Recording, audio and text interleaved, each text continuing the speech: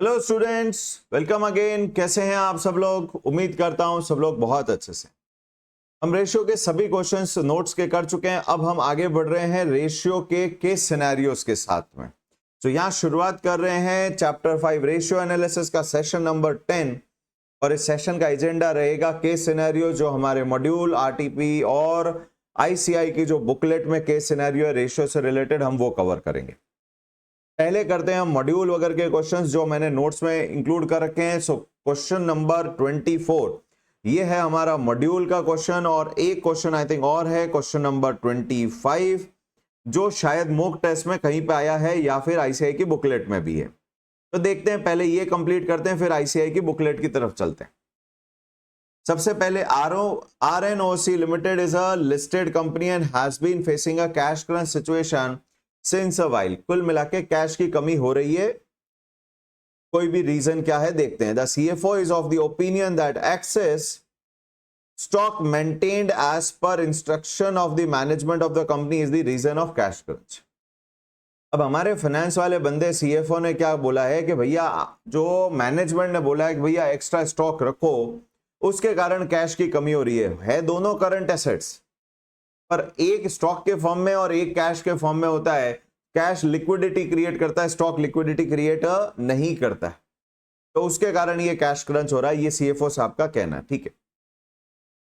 However, the management state that its product line required large amount of inventory due to great variety of product lines, and a customer may ask for any type of item, any type of product to maintain competitive advantage। ये sales वालों की language है। The company should be able to cater to customer need as and needs as and when required। तो यहाँ अब हमारा management क्या बोलता है कि एक तो हम ये चाहते हैं कि कस्टमर की जब जो रिक्वायरमेंट हो हमें फुलफिल करनी है, और हमारे बहुत सारे प्रोडक्ट्स हैं तो उनके लिए बहुत सारी इन्वेंट्री रखना हमारी मजबूरी है, ऐसा मैनेजमेंट बोल रही है। तो ये एक डिस्कशन चल रहा है कि किस ये कैश क्रंच क्यों हुआ है, उसका रीजनिंग ढूंढा जा रहा है। The management is highly critical of the collection team as the management feel that they are not collecting the receivable within the time as per industry standard। अब यहाँ एक दूसरे को ब्लेम कर रहे हैं। CFO बोल रहा है भाई साहब स्टॉक ज्यादा रख रहे हो, तो स्टॉक जिसके कारण रखा है वो बोल रहा है ना ना, स्टॉक के अलावा ये जो हम उधार दे के आते हैं और कलेक्शन टीम का काम है कलेक्शन करना, वो भी टाइमली कलेक्शन नहीं कर रही इंडस्ट्री के कंपैरिजन में, ठीक है। You have been hired by company as a finance consultant, chartered accountant साहब हो अब आप। Management has provided you the latest audited financial statement and also relevant industry statistics। तो कंपनी ने, मैनेजमेंट ने क्या कर दिया, एक तो अपना एक्चुअल डेटा दे दिया आपको और इंडस्ट्री के बेंचमार्क डेटा भी दे दिए। कंपेयर करके आपको ये बताना है। You are required to advise the company to improve the liquidity position, कि क्या करो जिससे कि लिक्विडिटी बढ़ जाए। पर ये MCQ का क्वेश्चन है, हमारे को तो जो क्वेश्चन बोलेगा हम वो निकाल लेंगे। सबसे पहले स्टेटमेंट ऑफ P&L हमारा एग्जिस्टिंग साल का सेल्स है, कॉक्स दिया हुआ है, ओपनिंग उसका ब्रेकअप है, plus purchases plus direct expense भी है, देन क्लोजिंग माइनस हुआ, ये आया 7640, इससे बना GP। दो एक्सपेंसेस लेस हुए एडमिन और SND के, इससे आया ऑपरेटिंग प्रॉफिट। क्योंकि इनकम स्टेटमेंट एक्चुअल डेटा पे बेस है, इसलिए नॉन ऑपरेटिंग आइटम भी आएंगे, तो नॉन ऑपरेटिंग इनकम और एक्सपेंसेस एडजस्ट हुए। इससे आया EBIT में इंटरेस्ट लेस हुआ, EBT एंड देन टैक्स और EAT। फिर बैलेंस शीट दे रखी है हमें इस साल की closing, share capital, reserve surplus, share holder fund बाहर आ गया, दो लोन है वो बाहर आ गए, टोटल फंड रेट्स, ये एक्चुअली कैपिटल एम्प्लॉयड दे रखा है, करंट लाइबिलिटीज नहीं है। क्यों नीचे दिख रहा है मुझे, करंट लाइबिलिटीज को ये एसेट्स में माइनस किया है, NWC फॉर्मेट में लाए। फिक्स सेट में देखे तो बिल्डिंग मशीनरी ये सब मिला के, फर्नीचर टेंजिबल ये तो चाहिए, बिना इसके तो प्रोडक्शन कैसे होगा। 17 लाख के टोटल फिक्स सेट्स है। करंट एसेट में दिख भी रहा है इन्वेंट्री 38 लाख। लो जी, फिक्स एसेट से डबल तो इन्वेंट्री है, रिसीवेबल भी उतने उसी लेवल पे हैं। शॉर्ट टर्म इन्वेस्टमेंट, भाई आपके पास कैश ही नहीं है, आप कहीं कोई इन्वेस्टमेंट लेके बैठे हो। फिर दो करंट लाइबिलिटी, क्रेडिटर भी बड़ा अमाउंट है, यानी हम नेगोशिएट भी ठीक करें, इनफैक्ट हमारा काम ही उन्हीं से चल रहा है, उधार ले रहे हैं उधार बेच रहे हैं। फिर शॉर्ट टर्म लोन ले रखा है, ये एक बर्डन है क्योंकि इसका इंटरेस्ट भी पे करना पड़ता है, और लिक्विडिटी क्योंकि मैनेज नहीं है इसलिए आपको ये लोन लेना पड़ा है। इंडस्ट्री के स्टैंडर्ड दिए, बेंचमार्क लोग जो हमारे कॉम्पिटिटर है वो 90 दिन में कलेक्ट कर लेते हैं, रिसीवेबल इन्वेंट्री 100 दिन की रखते हैं। क्रेडिटर के साथ 90 दिन का नेगोशिएट करते हैं, जनरली हमारा शायद ज्यादा आ सकता है, और नेट एसेट्स लोगों की 4 टाइम टर्नओवर करती है हमारी। देखो तो अगर करंट लाइबिलिटी को वापस उधर शिफ्ट करूं तो समवेयर कुछ 1 करोड़ 1 लाख के आसपास का एसेट्स है, और 1 करोड़ 25 लाख की सेल है, तो 1.25 के टर्नओवर कर रहे हैं, जबकि इंडस्ट्री 4 गुना कर रहा है। यानी हम अननेसेसरी एसेट में पैसा ब्लॉक करके बैठे हैं, और वो बेसिकली स्टॉक और डेटर ही शो कर रहा है। The company has set certain standard for the coming year financial status. अब अगले साल हमें क्या क्या चेंजेस लाने हैं वो भी दिया है। All the ratios are based on closing figure in the financial statement. ये लाइन थोड़ी सी मुझे ट्विस्टेड लगी। बहुत सारे रेशियो एवरेज वैल्यूज पे कैलकुलेट होते हैं, तो इस लाइन का इंटरप्रिटेशन लेना पड़ेगा भाई साहब के जितने भी रेशियो क्वेश्चन में आने वाले हैं वो सारे के सारे क्लोजिंग फिगर पे कैलकुलेट करने हैं, एवरेज पे नहीं करने हैं। ये लाइन का ध्यान नहीं रहता एक्चुअली, जल्दबाजी में निकल जाती है और हम रूटीन रेशियोज यूज कर लेते हैं। Equity share capital to reserve 1/1, ये क्लोजिंग के ऊपर बेस्ड है ना, तो हमारे पास क्लोजिंग का इक्विटी है ना रिजर्व, ना वो है। इक्विटी कभी चेंज नहीं होता जब तक क्वेश्चन खुद ना ही बोले। हमारा इक्विटी क्लोजिंग में उतना ही रहेगा जितना ओपनिंग है 30 लाख, यानी क्लोजिंग में इक्विटी भी 30 और रिजर्व सरप्लस भी 30, और ये क्लोजिंग नंबर्स है। ये रिजर्व का क्लोजिंग बैलेंस है, ओपनिंग था 18 लाख।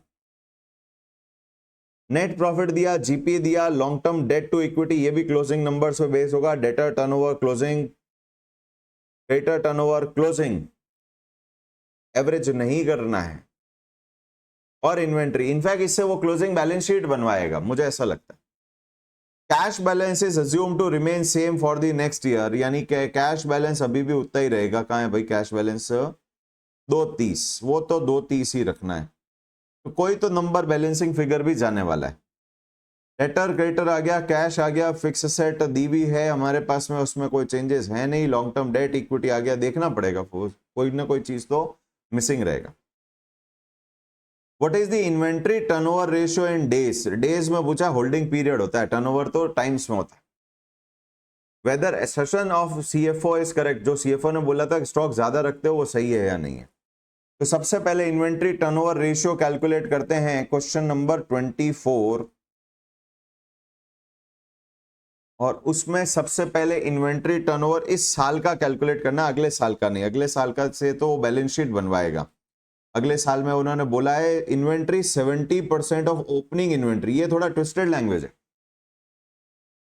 तो जैसे ही लोग देखते हैं 70% ऑफ ओपनिंग इन्वेंट्री, वो जाते हैं देखते हैं ओपनिंग स्टॉक तो भैया 23 लाख है, लो जी इसका 70% करो। ये हो जाएगा गलत, ये हो जाएगा गलत। अगले साल के लिए क्लोजिंग, अगले साल के लिए ओपनिंग वो होगा जो करंट ईयर का क्लोजिंग है। करंट ईयर का क्लोजिंग 3860 है, जो अगले साल का ओपनिंग बनने वाला है, यानी कि ये जो ओपनिंग है वो 3860, यानी कि क्लोजिंग जो इस साल का क्लोजिंग है उसका 70% करने को बोला है। ध्यान रखना चाहिए, ये छोटी छोटी बातें हैं, दो चीजें इसमें फंसाने वाले लैंग्वेज थे ये। तो सबसे पहले इन्वेंट्री टर्नओवर करंट ईयर का तो कैलकुलेट करिए जी। करंट ईयर का इन्वेंट्री टर्नओवर, इन्वेंट्री टर्नओवर होता है, वैसे तो इन्वेंट्री टर्नओवर तो टाइम्स में आता है, पर इन्होंने डेज बोला है, तो 365 अपॉन इन्वेंट्री टर्नओवर रेशियो, ये डेज में अगर निकालना है तो वो एक्चुअली होल्डिंग पीरियड है। होल्डिंग पीरियड का फॉर्मूला होता है 365 अपॉन इन्वेंट्री टर्नओवर रेशियो, और इन्वेंट्री टर्नओवर होता है COGS multiplied by COGS upon average stock. तो एवरेज स्टॉक ऊपर चला जाएगा, पर एवरेज नहीं करेंगे, या इंटरेस्टिंग बातें यहां लेंगे closing stock as per question. As per question सारे डेटा जहां पर भी बैलेंस शीट डेटा है वो क्लोजिंग होगा। कॉक्स क्लोजिंग नहीं हो सकता, वो तो फॉर द ईयर पीरियड है, P&L का डेटा है। So this is equals to 365 divided by, हमारा कॉक्स है कॉक्स कॉक्स कॉक्स 7640, और इस साल का क्लोजिंग है जी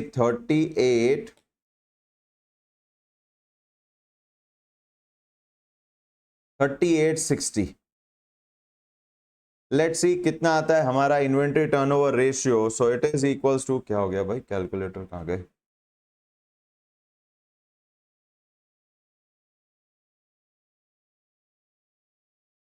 It is 3860 divided by 7640 multiplied by 365. We got 184.41. देखें आंसर क्या दिया हुआ है. आंसर्स में एक दिया 120, 100, 185 अप्रोक्सीमेटली इक्वल्स टू 185 डेज. तो हम 185 डेज की इन्वेंट्री रखते हैं. और क्या मैनेजमेंट का जो सीएफओ ने बोला वो सही है? सीएफओ ने बोला था हम ज्यादा रखते हैं इन्वेंट्री पीयर्स के अगेंस्ट में. पीयर्स 100 दिन का ही रखते हैं. ऑब्वियस है, करेक्ट है, इज करेक्ट. तो C is the answer. So C is the answer correct. तो ट्विस्टेड था, क्लोजिंग लेना ये याद नहीं रहता क्योंकि इतने सारे क्वेश्चन के सब में एवरेज स्टॉक उठाया है. तो ये प्रॉब्लम है क्योंकि ओपनिंग दिया, क्लोजिंग दिया, एवरेज निकाल सकते थे. What is the receivable turnover whether the assumption of management is correct. हम अब रिसीवेबल टर्नओवर भी डेज में निकालना है. बी, रिसीवेबल टर्नओवर बोला है, क्या आंसर क्या टाइम्स में, डेज में ही है. तो ये एक्चुअली कलेक्शन पीरियड निकालने की बात कर रहा है. डेज फॉर्मूला क्या होता है? 365 upon debtors turnover. Debtors turnover क्या होता है? Sales upon average stock. तो यहां हो जाएगा क्लोजिंग एवरेज डेटर्स. तो हम यहां कर देंगे closing debtors. This is equals to 365 upon 12500. 1,25,00,000 की सेल थी, मल्टीप्लाइड बाय 1,25,00,000 की सेल्स थी. सारी क्रेडिट ही है, कैश क्रेडिट का कोई ब्रेकअप है नहीं. डेटर्स में कोई ओपनिंग क्लोजिंग दिया ही नहीं है. डेटर हमें दिया 3997. डालो जी 3997. पता चल जाएगा हम कितने दिन में पैसा ला रहे हैं. 1250000 इंटू 365, 116.71. देखें इन्होंने क्या ऑप्शंस दिए हैं. 117 मैच हो गया जी. 117 अप्रोक्सीमेटली इक्वल्स टू 117 डेज. लोग कॉम्पिटिटर कितने दिन का देते हैं? वो 90 दिन का ही देते हैं. तो हमारे यहाँ पे कलेक्शन भी ढीला चल रहा है. assertion of management is also correct. A should be the answer. Yes, it is greater than 90 days. Delay हो रहा है. It is greater than 100 days. ये भी डिले कर रहे हैं. तो ये बड़ा इजी से दो पार्ट थे, पर यहां थोड़ा सा ट्विस्टेड था कि क्लोजिंग उठाना ध्यान नहीं रहता है, एवरेज ले लेते हैं और वहां आंसर में गड़बड़ हो सकती है. कोई लाइन लिखी है इसलिए ऐसा कर रहे हैं, बाकी तो एवरेज ही होता है जी. What is the expense company need to incur for earning a ₹1 revenue in the last year? ₹1 की सेल्स के लिए कितना खर्चा करना पड़ता है? कितना खर्चा करना पड़ता है P&L में? चलो ये नॉन ऑपरेटिंग है, ये इंक्लूड नहीं करना है. हमारे को बोला कितना खर्चा करना है, तो सारे खर्चे को ऐड कर दो, डिवाइड बाय सेल्स कर दो. ₹1, इसको तो ऑपरेटिंग कॉस्ट रेशियो बोलते हैं. वीसी रेशियो नहीं, ऑपरेटिंग कॉस्ट रेशियो की बात की जा रही है कि पूरा ऑपरेशन के लिए कितना खर्चा करना पड़ता है फॉर ऑपरेटिंग रेवेन्यू. तो it is operating cost upon operating revenue. Non operating item आते ही नहीं है, into 100. So this is equals to operating cost क्या है? एक तो 7640 कॉक्स, तो एज इट इज उठा लो, प्लस एडमिन एसएनडी का 2910 वो उठा लो. ये आ गए सारे एक्सपेंसेस. 1250000 के लिए आपने इनकर किए हैं, तो ₹1 के लिए, अच्छा ₹1 में कैलकुलेट करना है तो 100 की जरूरत नहीं है. पर रुपी ₹1 रेवेन्यू. तो टाइम्स में आएगा. This is equals to 7640 plus 2910 divide by 12500. 0.844. ₹1 revenue earn करने के लिए 84 पैसे का खर्चा करना पड़ता है. 84.4. लो जी, ए इज द आंसर. यस. तो ये हुए हमारे 3 बड़े इजी थे. बस थोड़ा सा वो लैंग्वेज में क्लोजिंग वाला ध्यान रखना था, बाकी क्वेश्चन में कोई बहुत दम नहीं था. We are going for D, 4th part. Question 4. D क्यों लिखते हैं? Question 4 question 1, 2 and 3। तो चलिए फोर्थ लेते हैं, क्या बोलता है फोर्थ देखें। What is the projected net working capital of the company. ओ भैया पूरी बैलेंस शीट बनाओ। What is the projected long term debt for the company for the next year. Balance sheet बनाओ।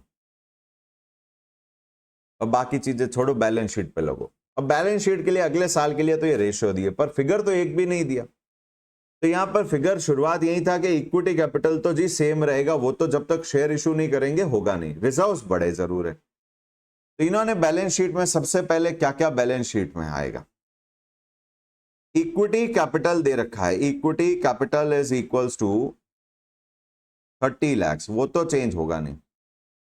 Given equity capital to reserves, देखो ये trick है, ये या ध्यान भी नहीं पड़ती है, 1:1, देयरफॉर क्लोजिंग रिजर्व्स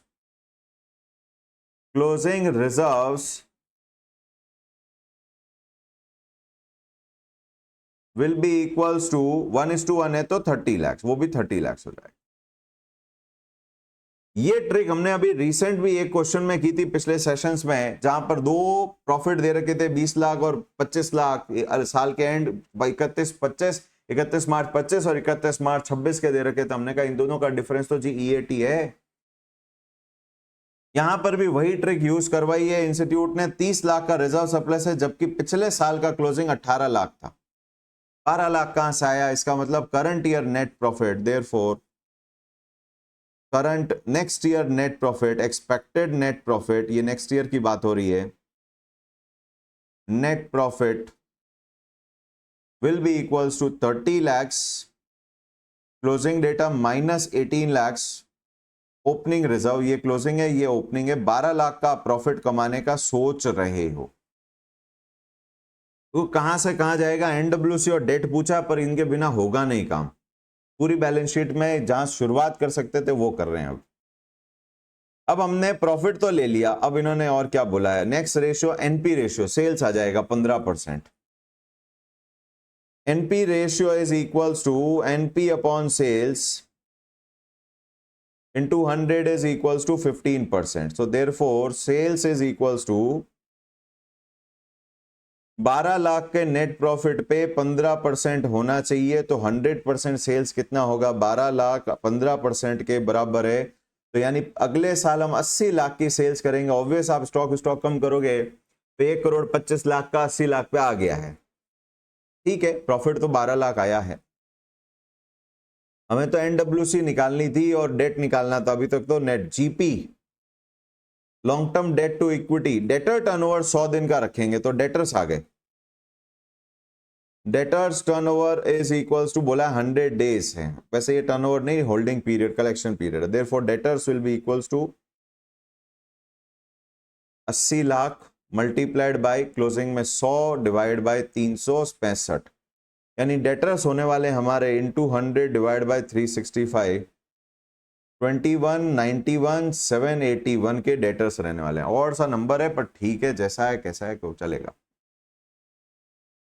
तो हमने ये यूज किया डेटर टर्नओवर, क्रेडिटर कॉक्स पे बेस होता है, और इन्वेंट्री खुद बोला इन्होंने, यहां इन्वेंट्री ट्विस्टेड था। Inventory will be equals to 70% of opening stock. और इस साल के लिए बहुत इंपॉर्टेंट बात है, इस साल का ओपनिंग होगा वो जो करंट ईयर का क्लोजिंग है, ये तो नेक्स्ट ईयर है। नेक्स्ट ईयर की प्रोजेक्टेड बैलेंस शीट बना रहे हो तो उसके लिए तो ओपनिंग हमारा आज का क्लोजिंग वाला ही बैलेंस शीट में जो है, तो ये इंपॉर्टेंट था। 38 लाख कितना है भाई, 60,000, वो लेना याद ही नहीं रहता, और 23 लाख ले लेते हैं। उससे क्या होगा, आपका एनडब्ल्यूसी गलत तो पूरी बैलेंस शीट में गड़बड़ हो जाएगी, पीछे वाले दोनों क्वेश्चन गलत हो जाएंगे।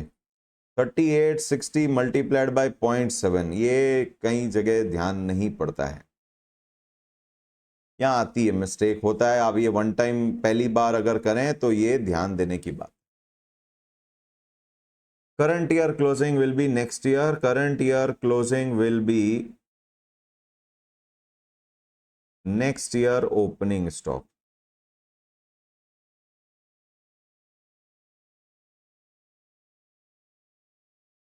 डेटर आ गया, इन्वेंट्री आ गई, कैश के लिए बोला है कैश विल बी सेम जितना पिछली बार रखा था। पिछली बार कितना है 230, 2,30,000।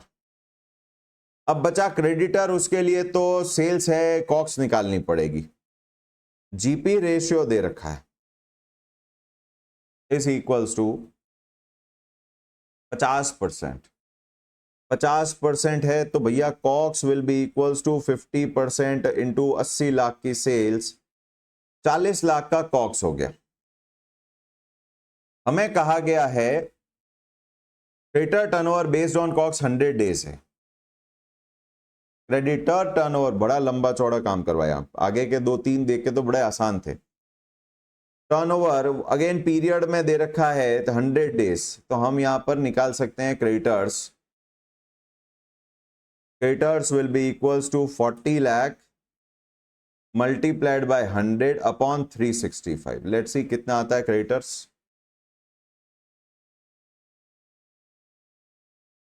10,95,890 रुपीस। अब वो शॉर्ट टर्म लोन और शॉर्ट टर्म इन्वेस्टमेंट का क्या होगा उसके बारे में नहीं बोला, इग्नोर कर देंगे। Assuming no short term investment and short term loan in next year ending balance sheet, ये assumption है क्योंकि कोई इंफॉर्मेशन नहीं है। सो करंट एसेट्स क्या क्या आ गया, current asset debtor 2191,781, 2191,781, stock 2702, cash 230। तो ये हो गया जी हमारे करंट एसेट, क्योंकि एनडब्ल्यूसी पूछा है करंट एसेट की टोटल कर ली।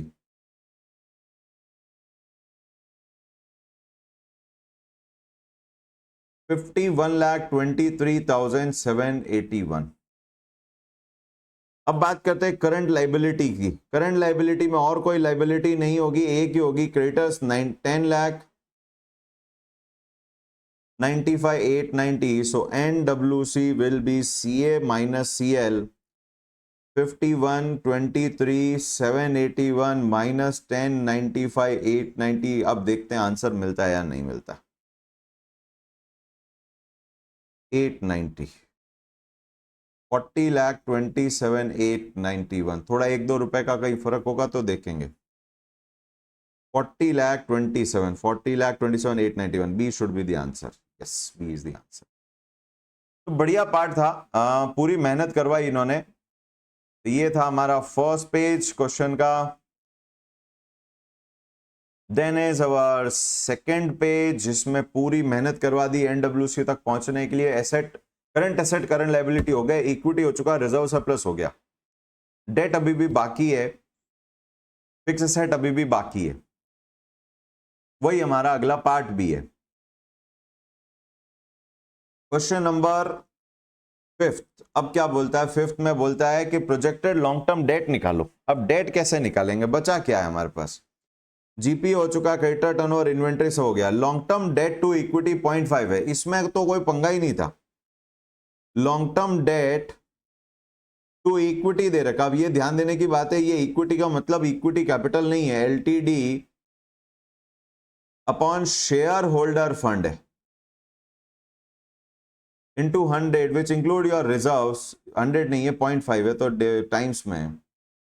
therefore लॉन्ग टर्म डेट, ये से फिर नंबर इजीली आ जाते। 0.5 multiplied by share holder fund, equity and reserve 30 lakh and 30 lakh, capital and reserve and surplus. तो इसका मतलब देखो, कैपिटल आ गई, रिजर्व्स आ गए, लॉन्ग टर्म डेट आ गए, current liability, current asset, fix asset को ये बैलेंसिंग फिगर में ले जाते। फिर 30 लाख, देखते हैं आंसर मिलता है या नहीं मिलता। तो इसमें तो कोई इतना दिमाग नहीं लगाना था। सिर्फ फोर्थ पार्ट बड़ा टिपिकल रहा, बी इज द आंसर। ये सारे आंसर मैच हो गए हमारे। तो मेन जो काम था वो हमारा था जी फोर्थ पार्ट में। उसमें ये ट्रिक भी थी कि 2 ट्रिक थी। एक तो प्रॉफिट करंट ईयर के एक्सपेक्टेड प्रॉफिट क्लोजिंग रिजर्व्स में से करंट ईयर का क्लोजिंग माइनस करेंगे तो वो नेक्स्ट ईयर का प्रॉफिट आएगा। एक तो ये ट्रिक थी। दूसरा, स्टॉक के केस में ध्यान देना था कि वो जी करंट ईयर का क्लोजिंग नेक्स्ट ईयर का ओपनिंग है और हम एक्सपेक्टेड पे काम कर रहे हैं, तो करंट ईयर का क्लोजिंग को लेना था as a opening balance for next year balance sheet. तो ये थोड़े से ट्रिकी पॉइंट थे और short term loans and short term investment को इग्नोर करना था, जैसा क्वेश्चन ने बोला है ही नहीं उनके बारे में, तो इग्नोर इसलिए किया। तो यहां ये क्वेश्चन हुआ हमारा कंप्लीट। हम बढ़ते हैं जी आगे, क्वेश्चन नंबर 25। ये बढ़िया क्वेश्चन है, सीओसी और रेशियो का मिक्स क्वेश्चन दिया गया था। क्वेश्चन नंबर 25 सीओसी एंड यानी कॉस्ट ऑफ कैपिटल और रेशियो का मिक्स क्वेश्चन है। समय काफी लगा। एगो limited is an all equity company, ये लाइन बड़ी इंपॉर्टेंट होती है। डेट हो गया जी 0। Engaged in manufacture of batteries for electric vehicle, वाह latest. There has been a surge in demand for the product due to rising oil prices। अब सबको महंगा लग रहा है पेट्रोल, तो सब बैटरी पे आ रहे हैं। अब बाद में 7 साल बाद 5 साल बाद बैटरी भी तो बदलनी पड़ेगी, तब भी तो पैसा लगेगा, वो ठीक है, देखते हैं। The company has established 5 years ago, पुरानी कंपनी है, सिर्फ रिजर्व सरप्लस भी होगा, with the initial capital of 10 lakh and since then it has raised funds by IPO taking the total paid up capital to 1 crore comprising of fully paid equity share of face value 10। अब भैया हाल ये है कि अब equity capital हो चुका है 10 lakh share हैं, 10 फुल्ली पेड के 100 lakhs हो गए 1 करोड़। ये क्या एग्जिस्टिंग डेटा है, एग्जिस्टिंग। रिजर्व्स भी होगा 5 साल हुए हैं तो, और डेट हो गए जी, ये हो गया शेयर होल्डर्स फंड। डेट बोलता है कि अभी हम लेके आए हैं 0 अभी तक। ये है आज का कैपिटल एम्प्लॉयड, अभी तक की पूरी कहानी आ गई आपके स्क्रीन पे।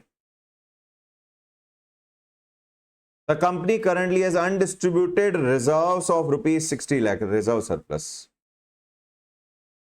160 लाख, टोटल हो गया 160 लाख। चलो, ये पैसा इन्वेस्टेड है, फ्री नहीं है, ये इसमें एसेट्स वेसेट्स खरीदे हुए। The company has been following a constant dividend payout policy of 40% of earning, dividend payout ratio। dividend payout ratio is equals to 40%। तो इससे आ जाता है retention ratio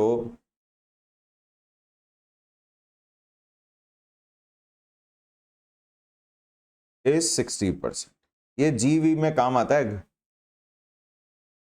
The retained earning by company are going to provide a return on equity of 20%, ROE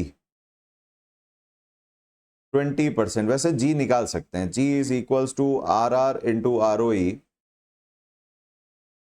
0.6 into 20%, यानी company का EPS DPS 12% से grow हो रहा है। The current EPS is estimated at ₹20 and prevailing P ratio of the company is 15x। तो अभी EPS 15 है, 15 है नहीं 20 है, 20 है, और P रेशियो दिया है 15 टाइम्स, X का मतलब टाइम्स। तो P है, P का मतलब होता है MPS अपॉन EPS। EPS आ चुका है, देयरफॉर करंट MPS जो कि हमारा सिंबल P0 होता है, PE multiplied by EPS that is 15 multiplied by 20, P0 हो गया जी 300 रुपए अभी का P0। पर इससे एक चीज थोड़ी सी ये गड़बड़ है, करंट भी लिखा है, एस्टिमेटेड भी लिखा है। ये फर्स्ट आज का EPS है या 1 साल के बाद का EPS?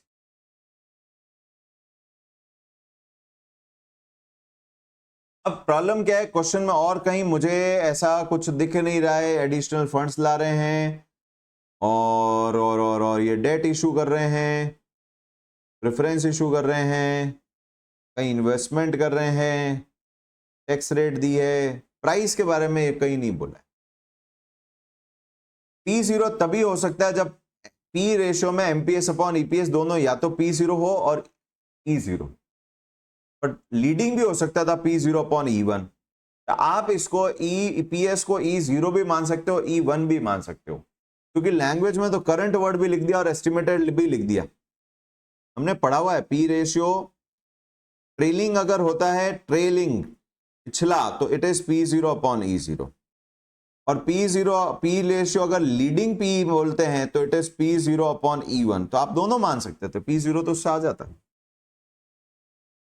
अब इंस्टीट्यूट ने करंट वर्ड को बड़ा एम्फेसिस दिया है और इसको इन्होंने ICAI ने इसको करंट EPS माना है। क्यों का जवाब नहीं, आंसर उसी से मैच होने वाले हैं। ये थोड़ा सा ट्विस्ट है, बाकी होने को दोनों हो सकता था, अल्टरनेट दोनों सही है। अब अगर मेरे पास EPS 0 है, अब अगर मेरे पास EPS 0 है 20 और डिविडेंड पे आउट रेशियो है 40%, तो मैं D0 भी निकाल सकता हूं 20 इंटू 40%, 8 रुपए। और अगर मैं इसको लीडिंग P मान लेता तो ये 8 रुपए D1 बन जाता, फिर ग्रोथ लगाने की जरूरत नहीं होती, D1 upon P0 plus G का फॉर्मूला लग जाता कई में। Cost of capital plus ratio का मिक्स क्वेश्चन चलने वाला है। तो अभी तक का डेटा ये आया है हमारे पास, D0 आ गया, P0 आ गया, ग्रोथ आ गई और एग्जिस्टिंग कैपिटल स्ट्रक्चर भी आ गया, कोई डेट है नहीं। बढ़ते हैं आगे, अब क्या बोलता है। लोडेड क्वेश्चन, बिल्कुल एकदम हर लाइन में कुछ ना कुछ इंफॉर्मेशन निकल रही है। The company want to expand its capital base by raising additional fund by way of debt, preference and equity mix। नया पैसा ला रहे हैं और कुछ इन्वेस्टमेंट करना, तीनों से ला रहे हैं, डेट, इक्विटी, प्रेफरेंस, तीनों। The company require additional fund of 1 crore 20 lakh। Additional funds require, additional finance required, equity plus debt, preference plus debt, सब मिला के 1 करोड़ 20 लाख। वैक वैक मैक में भी जा सकता। The target ratio of owned to borrowed fund is 4:1 post the fund raising activity. Owned to borrowed fund 4:1 रखना है। Owned to borrowed fund, debt equity का रेसिप्रोकल है ये, 4:1, 1:4, 4:1, 4 पोस्ट ये पैसा आने के बाद। अब यहां इंटरेस्टिंग है, ध्यान दीजिएगा, owned to borrowed fund basically debt equity का रेसिप्रोकल है और ये पैसा आने के बाद। तो ये पैसा आने के बाद देखो ऑलरेडी एग्जिस्टिंग जो इक्विटी है 1 करोड़ 60 लाख का, इक्विटी प्लस रिजर्व, वो भी कम काउंट होगा। रेशियो में कंबाइंड रेशियो कैलकुलेट होता है, इंक्रीमेंटल का रेशियो कैलकुलेट नहीं करने को बोला है। तो शेयर होल्डर फंड हो गए, therefore share holder fund, share holder preference मिला के विल बी 4/5 मल्टीप्लाइड बाई 1/20 नहीं, ये गड़बड़ हो जाता है, ये 1/20 कर लिया तो गड़बड़ हो जाएगा। Therefore total capital employed, capital employed now will be, debt में डेट भी इंक्लूड हो जाती है कैपिटल एम्प्लॉयड में, 160 lakhs plus 120 lakhs 280 lakh.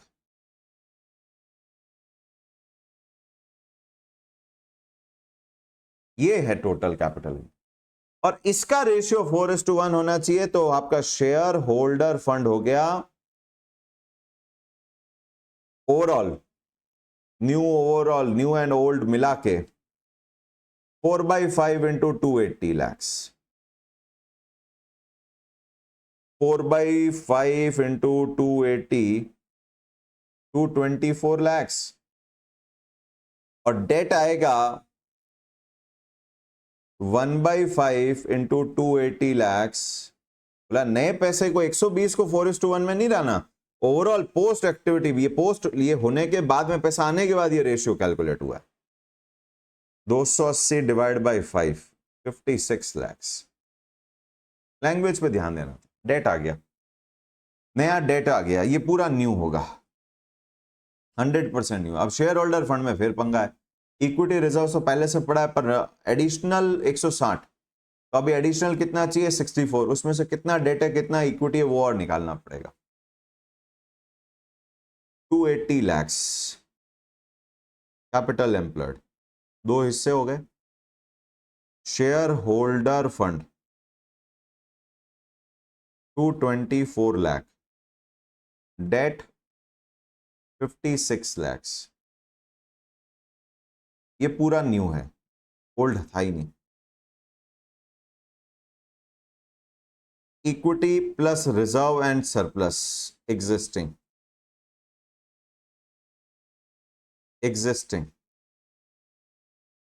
New, one capital 100 lakhs, reserve and surplus 160 lakhs। New में क्या इशू होगा? इक्विटी कैपिटल और प्रेफरेंस कैपिटल भी इशू हो रहा है। अब ये मिसिंग है, पर ये जरूर पता है कि अगर ये 160 lakhs है तो ये हो गया 40 और 64 lakhs होगा बैलेंसिंग फिगर। पर एक आएगा तो दूसरा आएगा, वो और देखना पड़ेगा। A4:1 का बड़ा ध्यान देना।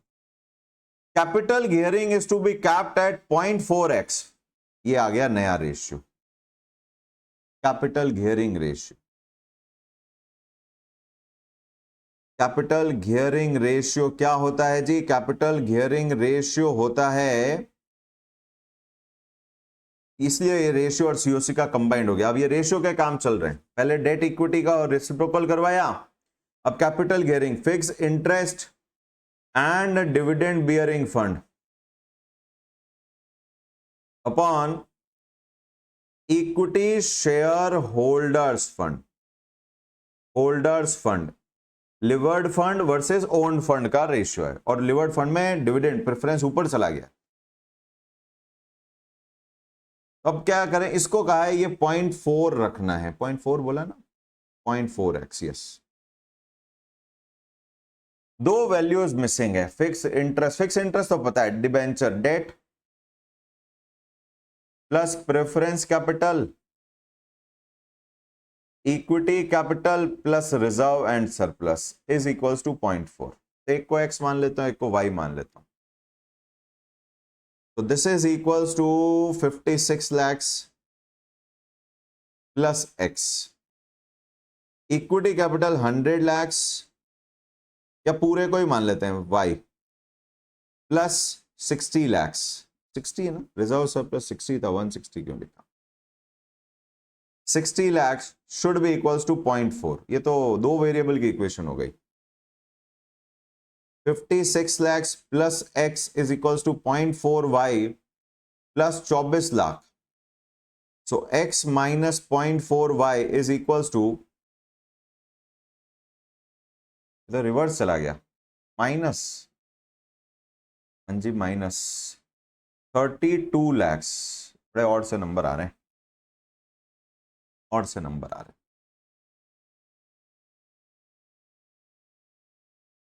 x minus 0.4y should be negative 32 lakhs। देखेंगे कितना आता है, इशू कितना आता है वो। You are required to, which of the following is the best estimate of cost of equity के, which of the following is most accurate price, issue price of debenture B0, which of the following is the best estimate of cost of debenture to be issued by KD by approximate method, KD, calculate the cost of preference share by approx model, which of the following best represent the overall cost of marginal capital to be raised, MAC calculate करना है। तो ये सब calculate करने थे, पर MAC के लिए आपको अमाउंट का भी ब्रेकअप चाहिएगा, जो हम फंस गए हैं। अब यहां पर हम फंस गए हैं यहां पर, अब कैसे करें, अब कैसे करें? एक इक्वेशन ये भी बन गई, आपने इसको 100 लिख सकते थे, वैसे 100 प्लस वाई कर दिया मैंने, 100 प्लस वाई कर देते हैं, 100 lakhs plus y, 100 lakhs plus y, तो ये उधर चला जाएगा, 100 lakhs प्लस वाई, कितना हो गया, 160 plus y, 160 lakhs plus y into 0.4, वो नेगेटिव वाली बात हटा देते हैं। तो मैंने किसको x माना है? प्रेफरेंस को मैंने x मान लिया है, और इसको मैंने y मान लिया है। 56 lakhs plus x is equals to 64 lakhs plus 0.4y. So x minus 0.4y is equals to, वो साइड गया, अब 8 लाख रुपीस. चलो ये तो एक इक्वेशन आई. एक इक्वेशन हमारे पास इस चार्ट से भी आ गई. 100 plus 60 plus x plus y plus 56 should be equals to 280. या ये कहूं x plus y should be equals to 64, वो भी कहना ठीक ही होगा. x plus y should be equals to 64 lakhs. 64 lakhs. Second equation not sure क्या होने वाला है. माइनस किया, माइनस माइनस माइनस, ये कैंसिल हो गया. Minus 1.4y is equals to minus 56 lakhs. Minus minus cancel हो गया. y, y क्या था हमारा? y था जी equity issue, new equity issue, new equity issue. y will be equals to 56 divided by 1.4 is equals to 40 lakh का इक्विटी इशू हुआ है. And x new preference issue, x will be equals to 64 में से 40 गया तो 24 lakh preference issue हुआ. लो जी सारा आ गया. इक्विटी, प्रेफरेंस और debt. Equity 40, preference 24, 64 plus debt का 56, 120 लाख का काम हो गया हमारा. तो ये बढ़िया वाला रेशियो का इन्होंने यूज केस किया भैया. फाइनेंस रिक्वायर्ड 280 टोटल, उसको पहले डेट इक्विटी करके पहले शेयर होल्डर फंड ब्रेक करवाया इंक्लूडिंग न्यू, एंड डेट तो वो तो न्यू ही था. फिर पूरा चार्टिंग करके गियरिंग रेशियो और इस रिलेशनशिप को यूज करके इन्होंने पूरा पैसा कैलकुलेट करवा दिया कि कहां पर क्या क्या चीजें इशू हो रही है. 40 लाख का हमारा आ गया इक्विटी इशू, 40 लैक्स, और ये आ चुका है हमारा 24 लैक्स नीचे से. बढ़िया क्वेश्चन. अब हमारे को बाकी सारी चीजें कैलकुलेट करनी है. केई, केपी, केडी, केआर और वो सब कैलकुलेट करना है. Let's go for it. KR तो है ही नहीं, रिटेन अर्निंग यूज हो भी नहीं रहा. Number 1, question number 1. सबसे पहला क्वेश्चन क्या बोलता है? अच्छा ये आगे तो पढ़ा ही नहीं अपन ने. The existing debt market are under pressure due to ongoing RBI action on NPAs of the commercial bank. Debt बड़ा अभी चैलेंजिंग है पैसा लाना. Due to challenge in raising debt fund, the company will have to offer rupees 100 face value debenture at an attractive yield of 9.5%. कि जी एक तो इन्होंने debenture के लिए अब डेटा देना शुरू किया कि जी इसका फेस वैल्यू 100 रखेंगे, पर इसकी वाईटीएम, डिजायर्ड वाईटीएम तभी लोग खरीदेंगे, विल बी इक्वल्स टू 9.5% रखना पड़ेगा. वाईटीएम वैल्यूएशन है. कूपन रेट 8% है. कूपन परसेंट 8% है, तो कूपन आ गया आपका, कूपन एनुअल हो गया 100 इंटू 8%, 8 रुपए. 80 नहीं, 1000 होता तो 80 होता. The issue expenses 4% of proceeds है. आईपी है 4% ऑफ आईपी. अब आईपी इज योर जो इशू पे प्राइस, जो आपका वैल्यूएशन आएगा. केडी के लिए टैक्स भी लगता है, और ये रिडीमेबल नहीं लग रहा है अभी तक, तो ऐसा लग रहा है ईयर दिया ही नहीं. Preference share will have a face value of 1000 each. Low data change हो गया. प्रेफरेंस कैपिटल फेस वैल्यू 1000 है, उधर इक्विटी तो 10 रुपए का ही था. Offering a dividend rate of 10%. इसमें डिविडेंड रेट है. डिविडेंड रेट किसका परसेंटेज होता है? फेस वैल्यू का ही होता है, और यहां तो प्रेफरेंस है तो वो तो वैसे भी कांस्टेंट होता है. So DPS will be equals to 100 rupees. Preference share will be issued at a premium of 5%. Issue price 1000 into 105%, यानी कि 1050 में इशू हुआ. redeemed at a premium of 10%. RV 1000 into 110%, 1100 रुपए में. इसका नंबर ऑफ ईयर निकालना पड़ेगा. After 10 year at the same time eight which debenture will be redeemed. ये देखो लाइन ने फंसाया. इसका भी N10 है और इसका भी N10 है, दोनों रिडीमेबल हो गए. The CFO of the company is evaluating a new battery technology to invest the above raised money. वो 120 लाख इसीलिए लाए the technology is expected to have a life of 7 year, 7 साल का वो प्रोजेक्ट है, प्रोजेक्ट लाइफ। अभी वैसे तो ये कैपिटल बजटिंग की तरफ बढ़ रहा था, पर देखते हैं, कैपिटल बजटिंग तो हमने किया नहीं है। प्रोजेक्ट लाइफ 7 ईयर, उसका वैसे केई केडी से कोई लेना देना नहीं। It will generate A after tax marginal operating cash flow of 25 lakh. आपको बोला है इंक्रीमेंटल इस प्रोजेक्ट के कैश फ्लो आफ्टर टैक्स, इसको बोलते हैं सीफैट, 23 लाख से पैसा आएगा हर साल पर एनम। वैसे ये कैपिटल बजट 25 लाख, ये कैपिटल बजटिंग का डेटा है। एनपीवी वगैरह कैलकुलेट करने के लिए हमने सीखे नहीं, अभी उसको इग्नोर करते हैं। टैक्स रेट 27% है, ये इधर काम आएगा, दिया इसीलिए लास्ट में भूल जाओ। अब बोला है केई, फिर B0, फिर केडी, फिर केपी और मैक कैलकुलेट करिए। देखिए पूरा क्वेश्चन में पहले रेशियो पूरे काम ले लिए, मैथ्स वैथ्स काम ले ली, अब कर रहा है केई केपी केडी कैलकुलेट करो। सबसे पहला केई, question 1, KE is equals to D01 plus G upon P0, issue expenses वो दिए नहीं, नेट प्रोसीड लिखना चाहिए वैसे, प्लस जी। D0 दिया था मैं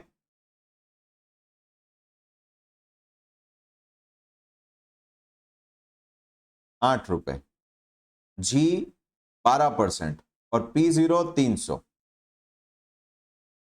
8 रुपए, जी 12% और P0 300 is also your net proceed.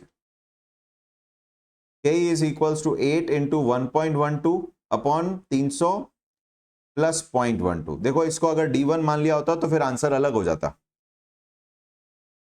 Divide by 300% plus 12, 14.99।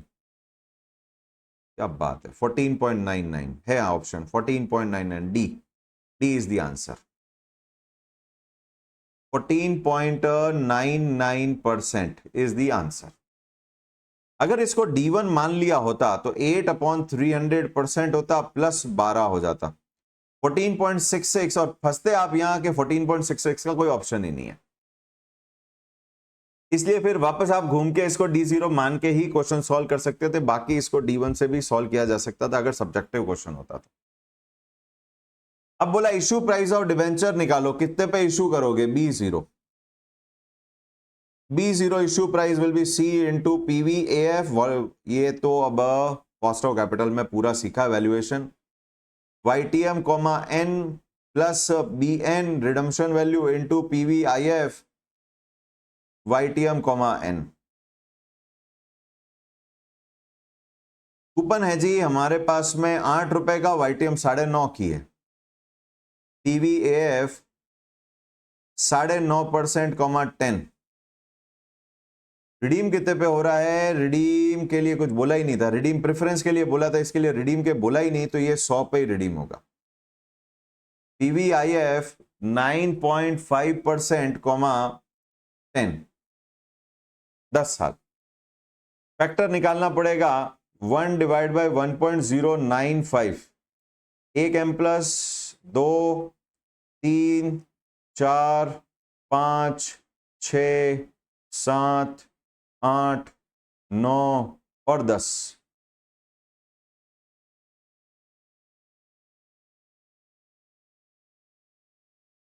MRC 8 multiplied by factor आया G 6.2788,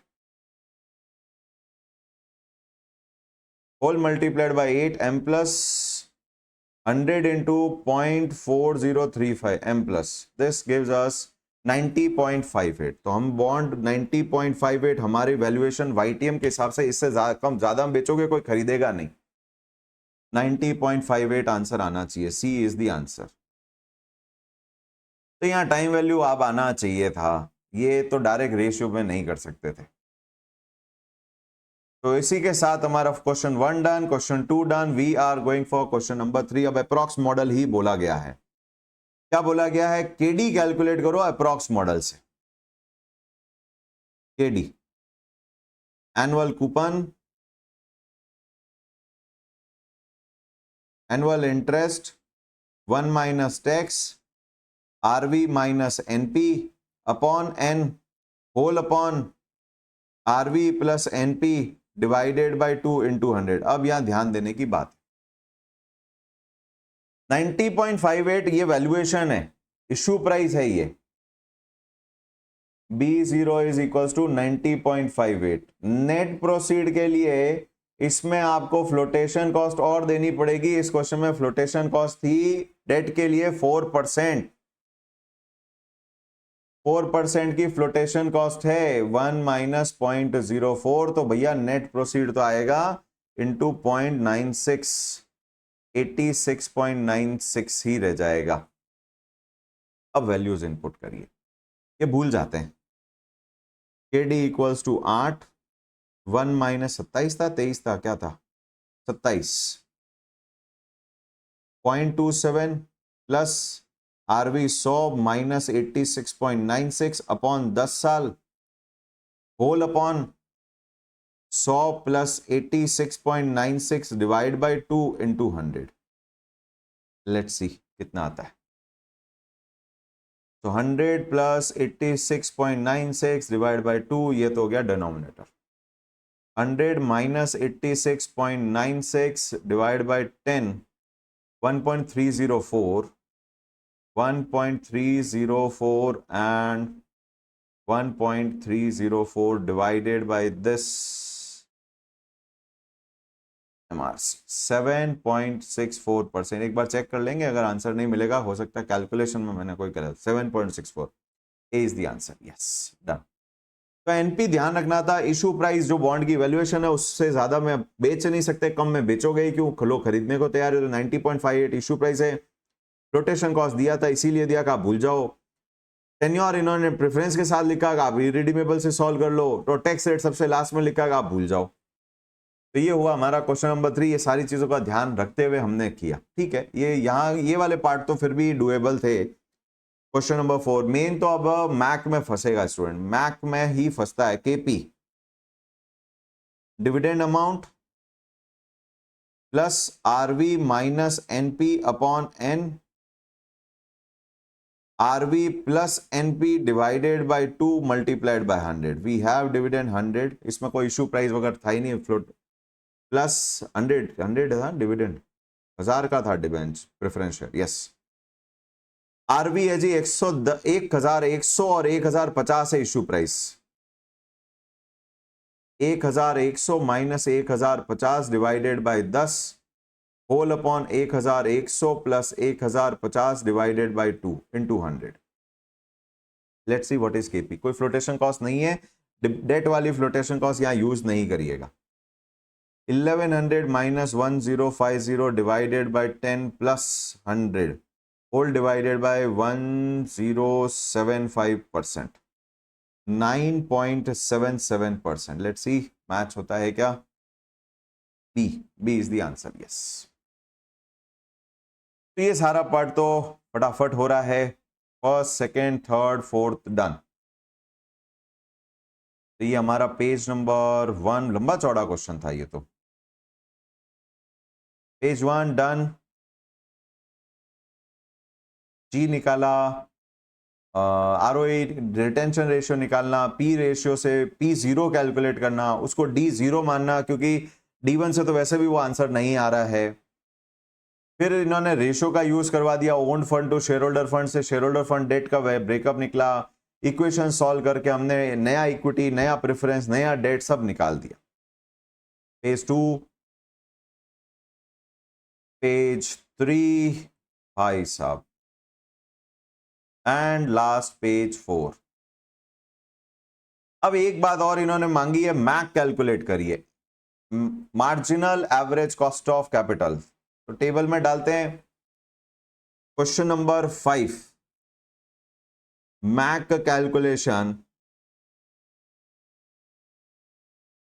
source, equity, preference and debt. इसके लिए अब अमाउंट चाहिए आपको। वापस पूरा कैलकुलेशन जो हमने किया था, equity 40, preference 24 and 56। 40, 24, 56 lakhs, total हुआ 120 लाख। वेटेज निकलेगा 0.33, 0.20, 0.56 डिवाइडेड बाय 120 इज 0.46, 0.4667, ये 33 कर देते हैं, थोड़ा सही आएगा वैल्यू। के ही था आपका, के इज इक्वल्स टू, बड़े अनराउंडेड से नंबर थे, 14.99, 14.99। केपी निकाल रखा है 9.77, केडी निकाल रखा है 7.64। वेट इनटू के पूरा cost of capital he revise हो गया, क्यों? मल्टीप्लाई करते हैं, multiplied by 7.64 m plus 0.2 multiplied by 9.77 m plus and 0.444 times 3 multiplied by 14.99 m plus, overall आ रहा है जी 10.52। थोड़ा बहुत एक आध डेसिमल का डिफरेंस चला लेंगे, 10.52, ए इज द आंसर, मैच। तो इसी के साथ ये हमारे दोनों बड़े क्वेश्चन कंप्लीट हुए, मेहनत वाले थे इसीलिए नोट्स में भी रखे, और ये मॉड्यूल में भी था और मॉक टेस्ट में भी आया हुआ है, तो मुझे लगा करना चाहिए। 3, 4, 5 डन। अभी खत्म नहीं हुआ हमारा काम, ये तो हुए 2 क्वेश्चन अभी, टियागो और RIONC कुछ तो था। हम चलते हैं अब यहां से केस सिनेरियो पे, तो केस सिनेरियो हम वहीं पे सॉल्व कर लेंगे। वैसे कहां गए जी केस सिनेरियो, ये रहे, मई 2026 की बुक है, और मैंने कहा था मैंने आइडेंटिफाई कर ही रखे हैं। रेशियो के क्वेश्चन है, क्वेश्चन नंबर 7, 22, 32, 39 एंड 45, तो छोटा सा MCQ क्वेश्चन, और इसमें से भी 22 और 32 ऑलरेडी अभी जो हमने 2 क्वेश्चन सॉल्व किए हैं वही वाले हैं। Let's go to question number 7। First dividend policy का है, लिवरेज है ये, COC है ये कुछ और होगा, अभी मार्किंग हुआ नहीं है इसके ऊपर। डिविडेंड पॉलिसी है ये, कैपिटल बजटिंग है ये, और आ गए जी हम 7th पे। Rima Industries is into trading business. Since its establishment, it has been a phenomenal growth in both its market share, profitability. अच्छी बात है. The company enjoys the confidence of its shareholder who have been rewarded with growing dividend year after year. Dividend पे dividend दिए जा रहे हैं अच्छे से अच्छा. The company has never defaulted on its loan payment. Enjoy a favorable face with its lender. अच्छा सा चेहरा है, बढ़िया. Which include finance institution, commercial bank, सबसे अच्छे रिलेशन है, कोई किसी के साथ गड़बड़ नहीं करते। Now Rima Industries is looking to expand its business, for which they need further fund. Mr. Rishi, the CEO of the company, wants their senior management to prepare report regarding ratio analysis to present before investor. लो balance sheet दे दी, कहानी थी अच्छी। Share capital reserve surplus 9% preference है, debenture है, current liability में creditor, BP, outstanding expense, provision for tax है। उधर फिक्स सेट में ग्रॉस डेप्रिसिएशन लाइस करके नेट ब्लॉक बाहर आया। Cash investment, short term investment है, डेटर्स और स्टॉक है। नेट सेल्स दे रखा है, कॉक्स दे रखा है, तो जीपी हो गया आपका, GP will be equals to कितना, 503, 573, 70, तो 33,500 का जीपी है। Net income before tax EBT है, अदर एक्सपेंसेस हो गए 13,500। टैक्स रेट दे रखा है, average creditor days 60 days, assuming 360 days in a year, ये 360 और करना है। क्रेडिटर 60 दिन के हैं तो हम उसके हिसाब से परचेज भी वैसे निकाल सकते हैं, क्योंकि क्रेडिटर का अमाउंट दिया हुआ, डेज दिया हुआ, तो परचेज निकल जाएगी। From the above financial information, senior management ask you to calculate the following ratio for their analysis. बिल्कुल स्ट्रेट क्वेश्चन है, लिक्विड रेशियो। अरे यार चेंज हो गया। सबसे पहला बोलता है लिक्विड रेशियो निकालो, which is CA less stock upon current liability. Current asset कितने हैं भैया, ये सारे जोड़ लो, 50, 30, 80 प्लस 22, 102 एंड 127 प्लस 156 हो जाता है 283। सही है, 127 में से 50 माइनस कर दो, 127,000 minus 50,000 is upon current liability की टोटल करिए, करंट लाइबिलिटी प्रोविजन मिला के 10, 20, 30, 33,000 प्रोविजन भी करंट लाइबिलिटी का पार्ट होता है, भूलिएगा नहीं, अभी तक किसी क्वेश्चन में था नहीं वैसे ही। Is equals to 127 minus minus minus 50 divided by 33, 2.33 times. B should be the answer. Straight question है, अब इतना मेहनत वाला नहीं है। 2.33। What is the sales to proprietary ratio? Sales to proprietary ratio होता है sales upon share holder fund.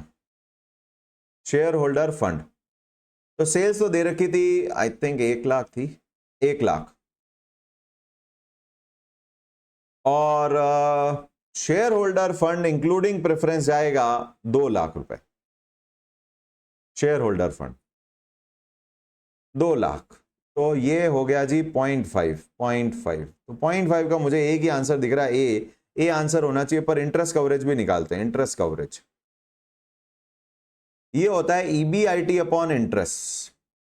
Interest कहां से आएगा? इंटरेस्ट का डेटा यहां नहीं दिया, लेकिन डिबेंचर में दिया है। इंटरेस्ट हो गया आपका, इससे आया इंटरेस्ट 50,000 पे 8%, 50,000 पे 8%, 4,000 रुपए का इंटरेस्ट है। ये तो हुआ डिनोमिनेटर। पर ईबीआईटी कैसे निकालें? ईबीटी दे रखा है 20,000, इंटरेस्ट ऊपर रहा होगा 4,000, तो ईबीआईटी आ गया आपका, ईबीआईटी आपका आ गया 24,000। रिवर्स में कैलकुलेट किया तो 24 डिवाइड बाय 4,000, 24,000 डिवाइड बाय 4,000 आपका हो गया 6 टाइम, जो कि आंसर मैच भी हो रहा है। A should be the answer, A is the answer. तो first and second done and gone. थोड़ी सी वर्किंग करनी पड़ी, इंटरेस्ट और ईबीटी कैलकुलेट करना पड़ा। What is debtor and creditor turnover ratio of the company? Debtor and creditor turnover ratio. Debtor ratio sales upon debtors, वो तो टाइम्स में आ जाता है, और टर्न और टाइम्स में ही होता है। सेल्स से 1 लाख की, डेटर है 30,000 की। Debtors sales, debtors average 1 lakh upon 30,000 के डेटर। बीआर बीपी तो नहीं है, बीआर तो नहीं है, बीपी है, लेकिन देखना पड़ेगा। 30,000 3.33 टाइम्स, भैया एक ही आंसर दिख रहा है, सी आंसर आने वाला है। अब 6 लाना पड़ेगा आपको। क्रेडिटर्स टर्नओवर होता है कॉक्स, नहीं ये तो परचेज पे कैलकुलेट करते हैं, पर इसी के लिए इन्होंने ये डेज का इंफॉर्मेशन दे दिया, 60 डेज। परचेज दी नहीं है। कॉक्स है, क्लोजिंग स्टॉक है, ओपनिंग का है। कॉक्स को आप नहीं मान सकते परचेज, ओपनिंग का डेटा नहीं है। स्टॉक टर्नओवर से एवरेज निकाल लेते, उससे ओपनिंग आता, वो भी नहीं है। इसीलिए इन्होंने क्रेडिटर डेज दे रखे हैं, ताकि वो बिल्स पेबल का झमेला नहीं हो। नहीं तो वो बिल्स पेबल और माइनस करने पड़ते, टर्नओवर ऐड करने पड़ते, एवरेज क्रेडिटर्स और वो सब में। 60 डेज, तो क्रेडिटर का डेज अगर दिया हुआ है, डेज का कोई फॉर्मूला होता है 360 डिवाइड बाय टर्नओवर, तो टर्नओवर हो गया 360 divide by days. CRS days 360 divide by 60 6 times. लो जी, आंसर मैच भी हो गया, C should be the answer. तो इस बार थोड़ा सा इजी करने के लिए उन्होंने वो पॉइंटर दे दिया, नहीं तो भैया स्टॉक टर्नओवर देना पड़ता, उससे एवरेज स्टॉक निकालते, फिर ओपनिंग क्लोजिंग होता, फिर एडजस्ट होकर परचेज निकलता, परचेज में फिर वो आपका टर्नओवर रेशियो कैलकुलेट होता है इंक्लूडिंग योर बिल्स पेबल, तो वो ध्यान रखना पड़ता bills payable. Working capital turnover is sales upon NWC, तो सेल्स तो 1 लाख है ही। सीए हमने निकाल रखा था 127, सीएल है 33, 127 minus 33, CA minus CL, NWC हो गया। This is equals to 127 minus 33, 9400 divide by 94 is equals to 1.06, 1.06। A should be the answer. तो ये सी हो गया था, अब आ गया जी ए आंसर। कोई बड़ी बात नहीं थी, ये तो ठीक है, बाकी चीजें इजी थी। रिटर्न ऑन इन्वेस्टमेंट ROI, ये देखेंगे, it is EBIT upon capital employed which is 24,000। EBIT तो हमने निकाला ही था। कैपिटल एम्प्लॉयड में डेट इंक्लूड हो जाता है, सीई। सीई हो गया 2.5 लाख, डाल देते हैं 2.5 लाख को, 250 24 into divide by 250 is equals to 24 divide by 250% is equals to 9.6। एक भी सॉल्यूशन नहीं है, 3.5, 14, 10 और 7, यानी ये तो नहीं है, ये तो नहीं है। अब भैया आरओआई का फिर और क्या इंटरप्रिटेशन है? ये गड़बड़ है, हाँ ये गड़बड़ है। एक और करके देखते हैं, आरओई करके देखते हैं, which is equity earnings upon equity fund. शायद ये मैच हो जाए, शायद ये कर दिया हो। तो इक्विटी अर्निंग निकालना पड़ेगा, माइनस टैक्स 30%, 6,000, 14,000 ईएटी, प्रेफरेंस है 9%, लेस पीडी 20,000 का 9%, 1,800। तो इक्विटी अर्निंग्स होता 12,200। तो एक तो ये जाता ऊपर, और इक्विटी फंड है जी 180, इक्विटी का फंड 180, 12,200 डिवाइड बाई 180 इंटू 100। जरा ये भी चेक करके देखते हैं कोई मैच हो जाता है तो। 6.77%, 3.5, 14, 10 और ये 7 के आसपास है, पर 7 ये तो मैच नहीं होता, ये भी नहीं हुआ। तो अब लेते हैं तीसरा, return on investment, return on share holder fund, return on share holders fund. रोटा तो नहीं करेंगे, return on share holders fund, पता नहीं कौन सा ये जुगाड़ कर रहे हैं हम। वो होता है EAT divide by share holder fund, share holder fund into 100। EAT कितना आया था हमारा इनकम स्टेटमेंट? 14,000, और शेयर होल्डर फंड टोटल है 2 lakh. 14,000 divided by 2 lakh into 100 is equals to 7%। Match हो गया जी एग्जैक्ट डी। तो डी है क्या जी आंसर? तो यस, ये डी आंसर है। इसका मतलब यहां पर है जी डी, थोड़ा सा रिटर्न ऑन इन्वेस्टमेंट का आईसीएआई ने इसको return on share holders fund मान लिया है, और उसका कोई जस्टिफिकेशन नहीं है, जो है सो है। होना तो चाहिए था 9.6%। अब ये तो गड़बड़ है, गड़बड़ का कोई जवाब नहीं है। तो हमने पहले तो एक तो इनकम स्टेटमेंट बनाना पड़ेगा, तभी ईएटी आएगा, तभी ईबीआईटी आएगा, वो थोड़ा सा मेहनत करनी पड़ेगी। First, second, third, fourth question हमारा, fifth question done on the board और स्क्रीन पे है आपके सामने। तो इसी के साथ ये क्वेश्चन हमारा खत्म हुआ। Question number 7 gone, question number 7 gone. तो नीचे सॉल्यूशन खैर दे ही रखे थे, वापस स्टार्ट में चलते हैं, देखें। क्वेश्चन नंबर 7 के बाद इन्होंने बोला 22, तो क्वेश्चन नंबर 22 देख लेते हैं एक बार। ये हमने कर रखा है वैसे, टियागो लिमिटेड ऑलरेडी हो गया। टियागो लिमिटेड सेम क्वेश्चन है, 4:1 और 0.4x दिख रहा है हमारे को। वापस बैक चलते हैं। क्वेश्चन नंबर 22 के बाद है 32, 32 इज ये रहा आरएनओसी ये हमारा हो गया। बैलेंस शीट दी हुई थी और पूरा ओन फंड और ये सब दे रखा था, और कहीं तो इन्होंने कुछ और किया है क्या? और करंट लायबिलिटी नीचे दे रखा था, ये अभी हमने किया है क्वेश्चन। बैक चलते हैं। और क्या है जी? 39। अब 39 और 45, 39 और 45, 39 पे आते हैं। फिर एक क्वेश्चन है 39 एंड देन इसके बाद एक करेंगे 45 एंड देन ये हमारा चैप्टर हो जाएगा complete. Petrochemical is a leading manufacturer of industrial chemicals. The business is in the last 5 years is doing quite well. Therefore, to maximize the wealth of shareholder, further growth is needed or is the need of our, यानी कुछ तो investment करना है। Significant expansion programme consider कर रहे हैं to increase production capacity. Investor creditor are interested in petrochemical financial है। पैसा लगाने से पहले चेक तो कर लें भैया है कि नहीं, बातें थी before making investment on the or the loan decision. The financial analyst of the company believes that ratio analysis can provide valuable insight, which is of course true, into this financial health of the company. Following information is given. यहां ध्यान दीजिएगा, ये current year है, ये previous year. Current year CY PY का data detail दिया हुआ है। Current asset, non current asset, ये टोटल हो गई। Current liability, long term liability, share holder fund, और ये इनकम स्टेटमेंट है। जरा इसकी टोटल करो, ये 115 आ रहा है, वो मिस कर गए लिखना, और ये 140 आ रहा है। बैलेंस शीट दे दी, revenue, COGS, GP, operating expense, net income, बड़ा छोटा सा फटाफट बैलेंस शीट और P&L दिया.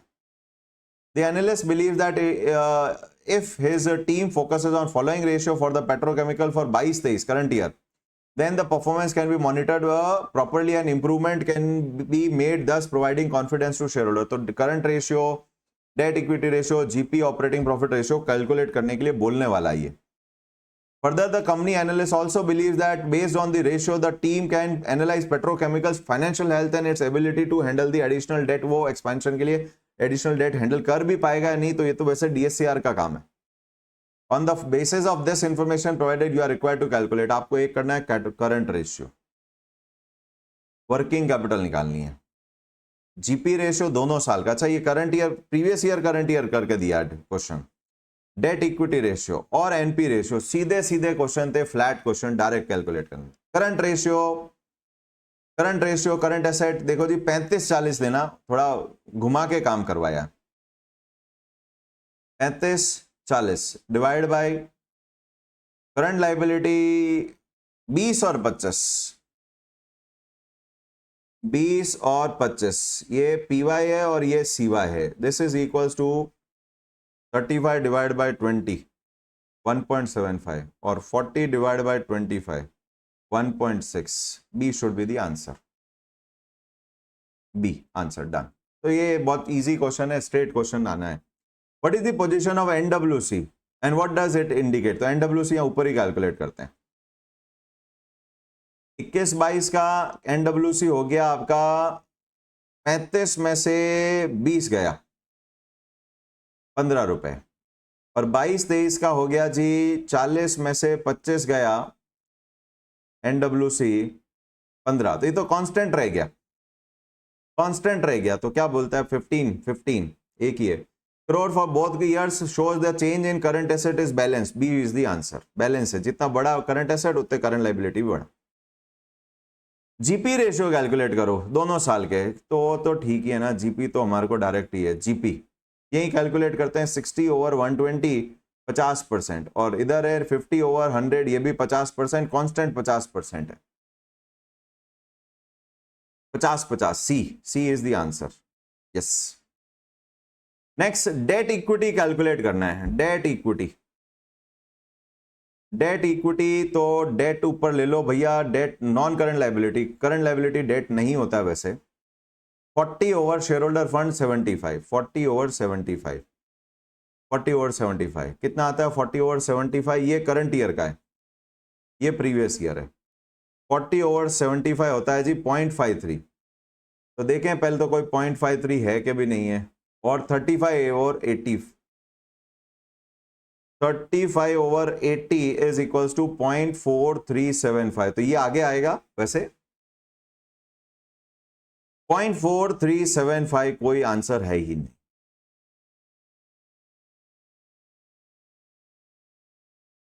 डेट इक्विटी का इन्होंने जो फॉर्मूला लिया है, इसका मतलब 0.43 से ज्यादा है सारे वैल्यूज स्टार्टिंग के. Total liability, external liability upon share holder fund, ये चेक करते हैं. ये नहीं कर रहे हैं तो अब दूसरा टोटल लाइबिलिटी में करंट भी इंक्लूड कर रहे हैं, जो होनी नहीं चाहिए वैसे. डेट इक्विटी 50/65 इस दर, तो 50/65 0.769, और इधर हो गया 25 और 40 current liability long term date. 25 और 40 65/70 75, 65 डिवाइड बाय 75 0.8667. तो देखें जी 0.769 कोई आंसर है क्या? ये रहा 0.867 भी है क्या दूसरा? या जी 0.867. तो क्या ये आंसर है जी? बिल्कुल. यानी ये थोड़ा सा ये गड़बड़ है भाई, इंप्रूव कर लीजिएगा नेक्स्ट टाइम. यही कह सकते हैं उनको, और क्या कहें. जो आंसर मिलाने का और कोई तरीका नहीं था. एनपी रेशियो, ये तो फिर इजी सा था. एनपी रेशियो तो डायरेक्ट ही हो गया. NP ratio 30/120 and 25/100. तो ये तो हो गया 25%, और ये भी है 25%. दोनों का 25%, दोनों 25-25, C should be the answer, yes. तो कुछ बहुत ज्यादा मेहनत ही नहीं की, बस एक जगह गड़बड़ घोटाला था, घोटाला जो है दिख रहा है हमें, समझ में आता है। बाकी तो डेटा गिवन था, धड़ाधड़ हमने सॉल्व कर देना था। तो इस क्वेश्चन में मेहनत नहीं थी, यही इसको स्किप करते हैं, जाते हैं नेक्स्ट पार्ट। 39 के बाद था सीओसी है, लिवरेज है, डिविडेंड पॉलिसी है, सीओसी, ये रहा 45। छोटा सा क्वेश्चन है। केटी लिमिटेड ओपनिंग स्टॉक दिया हुआ है, क्लोजिंग स्टॉक दिया हुआ है, सेल्स दे रखी है, जीपी रेशियो दे रखा है, एवरेज अकाउंट्स पेबल दे रखा है, आपको क्रेडिटर टर्नओवर पूछा है। Creditor turnover is purchase upon creditors, purchase निकालना पड़ेगा, this is equals to 80,000, denominator तो है। Purchase is equals to COGS plus closing minus opening. तो जीपी अगर 25 है तो सेल्स का 75% इंटू 75% हो गई कॉक्स, क्लोजिंग ऐड करते हैं 375, ओपनिंग लेस करते हैं 2.5 लाख, तो हमारी आ जाएगी purchases, that's it. 13 lakh into 0.75, इसमें समय ही नहीं खराब होना चाहिए था, बिल्कुल धड़ाधड़ हो जाना चाहिए था। ऐसे एमसीक्यू आते हैं वैसे एग्जाम में भी, तो हमारे लिए बढ़िया है 11 lakh. 11 lakh divide by 80,000 divide by 80,000 is equals to 13.75, ये आंसर है क्या जी? D, D is the answer, yes. इसी के साथ रेशियो के सभी case scenarios, module, RTP booklet complete हुई। यहां पर हमारा चैप्टर भी क्लोज होता है। नेक्स्ट सेशन में नेक्स्ट चैप्टर लेंगे, यहां क्लोज करते हैं। Thank you so much. Hopefully सभी का काम कंप्लीट हो गया, प्रैक्टिस असाइनमेंट सभी के हो गए। अगर आपको कोई इशू आ रहा है please feel free to connect. यहां आज का सेशन क्लोज करते हैं। Thank you so much, good day, take care.